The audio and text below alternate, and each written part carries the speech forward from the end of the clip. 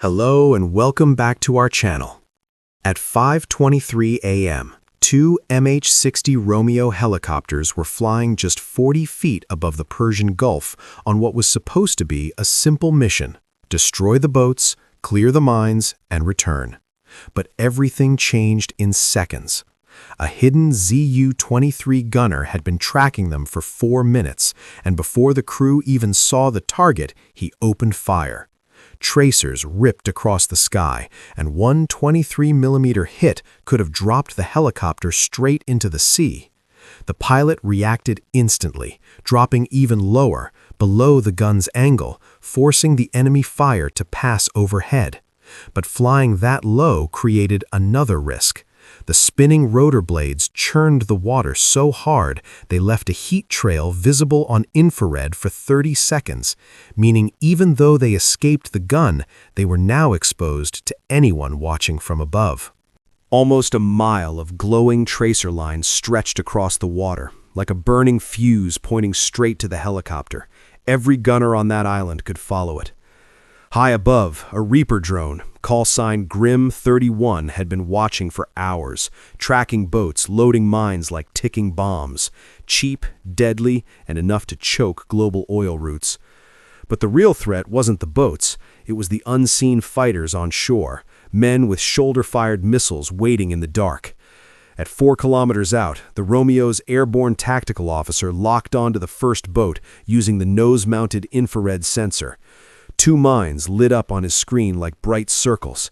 He painted the target with an invisible laser, silent, undetectable. One job now, keep that laser steady. He called rifle. A Hellfire missile dropped, ignited, and tore across the water in seconds, locking on to that invisible point. But that launch flash gave away their position. On the ridge, the Zu-23 gunner saw it and adjusted fire. Tracers walked closer. 8 seconds, that's all it took. The missile slammed into the boat, splitting it in half at the waterline.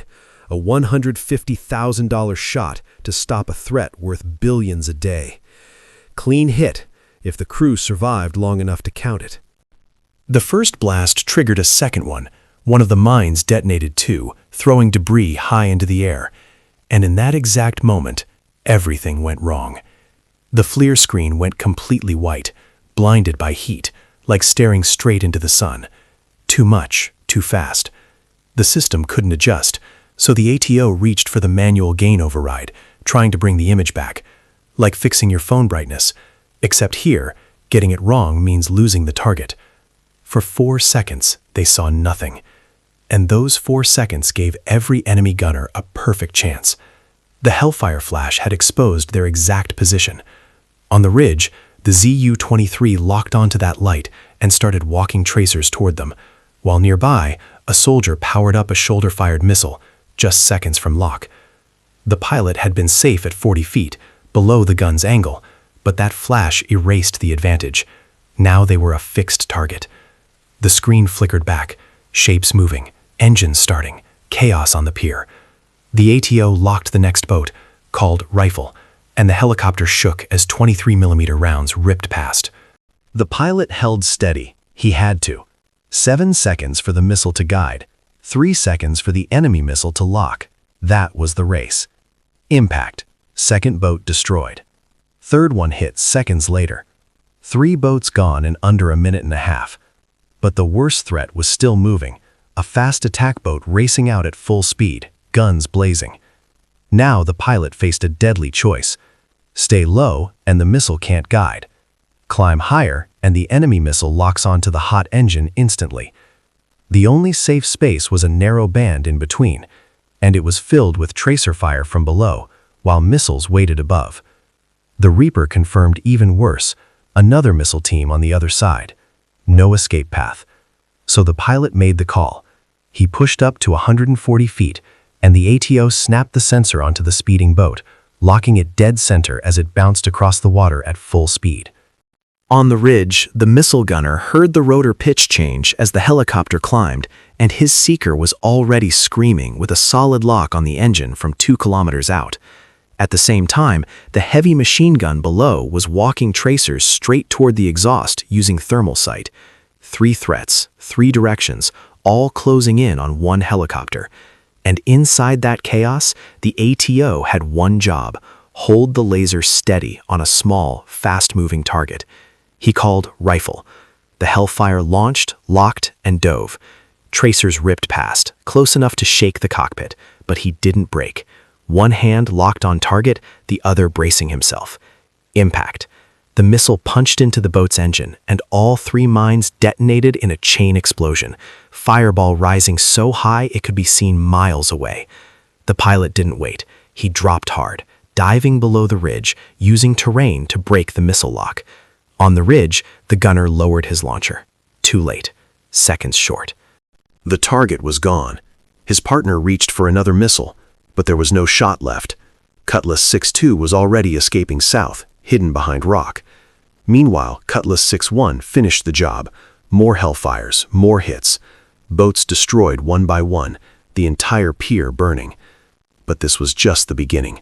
60 miles north, a Reaper drone was watching something far worse. Dozens of boats, armed craft, and over 40 mines already loaded and moving. More targets than missiles. And the sky wasn't safe either. Iranian loitering interceptors, silent, heat-seeking hunters, were already in the air, invisible to radar. The operator had to keep switching between tracking targets and scanning for threats. Every second mattered. Strike approval came fast. Laser on. Rifle. The missile flew through thick, humid air, barely holding lock. But it hit. Mines detonated. 2 boats destroyed in one blast. The screen went white again. And when the image came back, enemy radar had just lit up. At 12,000 feet, the Reaper looked safe, but it wasn't. The ship's guns couldn't reach it, and their missiles weren't built for air targets. But the real danger was the radio. The enemy captain was broadcasting the drone's exact position, altitude, direction, everything, to every air defense unit along the coast. And those hillside teams now had just enough height to launch shoulder-fired missiles that could almost reach the Reaper. Almost. The margin was razor thin. Worse, silent loitering interceptors were already being guided towards its engine heat. Now every weapon on the coastline was hunting one drone, and the operator still had a harbor full of targets to destroy before they escaped.